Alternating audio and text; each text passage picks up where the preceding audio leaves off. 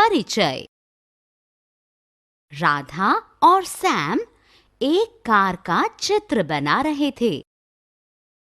राधा की कार का चित्र देखकर सैम ने हंसना शुरू कर दिया। सैम ने कहा, यह तो ऐसा लग रहा है जैसे एक बड़े बक्से के ऊपर एक छोटा बक्सा रखा हो। तब सैम ने राधा को अपना चित्र दिखाया। राधा ने कहा कि उसने कार को ऊपर छत से देखा। क्या आपको लगता है कि उसका बनाया हुआ यह अजीबोगरीब चित्र सही है? दोनों ने एक ही कार का चित्र बनाया, लेकिन ये दोनों ही चित्र अलग-अलग दिखते हैं। उद्देश्य। इस पाठ के अंत में आप निम्नलिखित को समझने में सक्षम होंगे। अक्षरों एवं चित्रों की स्थिति को प्रकट करने के लिए प्रत्येक आकृति की दर्पण छवि में चित्र बनाकर ज्यामिति के परावर्तन गुण को स्पष्ट करने में, प्रत्येक आकृति के मध्य में चलने वाली रेखाओं के नाम को जानने में, असममित वस्तुएं।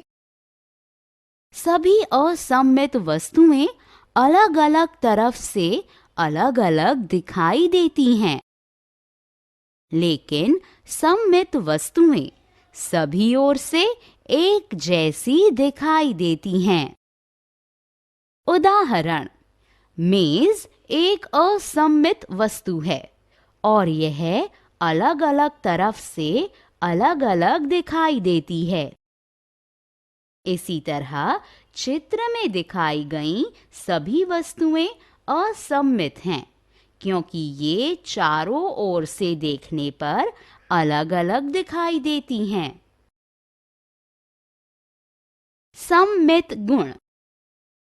जब कोई वस्तु दोनों ओर से देखने पर एक जैसी दिखाई देती है, वह सममित कहलाती है। किसी आकृति में समरूपता का गुण तब कहलाता है जब उसके ठीक मध्य में एक केंद्रीय विभाजन रेखा यानी एक दर्पण रेखा खींची जा सकती है, यह दिखाने के लिए कि आकृति के दोनों पक्ष बिल्कुल समान हैं।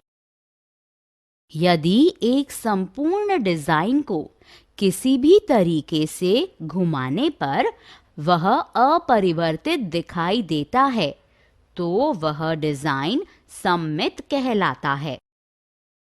यदि आप एक रेखा पर किसी आकृति को प्रतिबिंबित करते या पलटते हैं और इस आकृति में कोई परिवर्तन प्रतीत नहीं होता है, तो इस आकृति में प्रतिबिंब सममितता या रेखा सममितता का गुण पाया जाता है।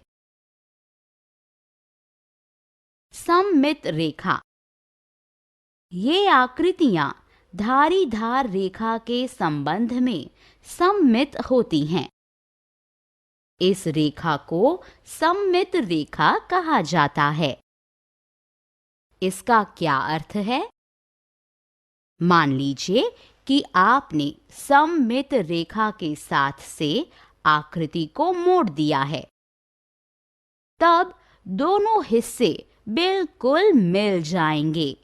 अथवा यदि आप सममित रेखा के ऊपर एक दर्पण लगा देते हैं, तो चित्र का आधा हिस्सा आपको दर्पण में प्रतिबिंबित होता दिखाई देगा।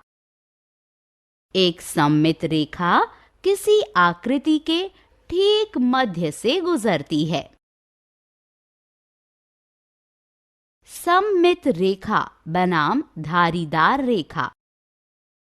नीचे दी गई धारीदार रेखाएं सममित रेखाएं नहीं हैं। हालांकि ये आकृति को आधे भाग में काट देती हैं, तब भी वे दर्पण छवि में आधे हिस्से को नहीं दिखाती हैं।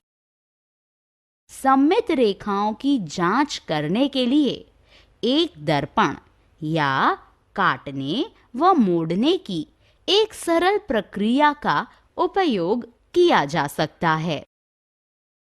उदाहरण 1। यहाँ दी गई इन तस्वीरों को देखें। क्या बिंदुओं से बनी रेखा प्रत्येक चित्र को दो समान प्रतिबिंब भागों में विभाजित करती है? सारांश। हमने जो कुछ सीखा है उसे संक्षेप में दोहराएं।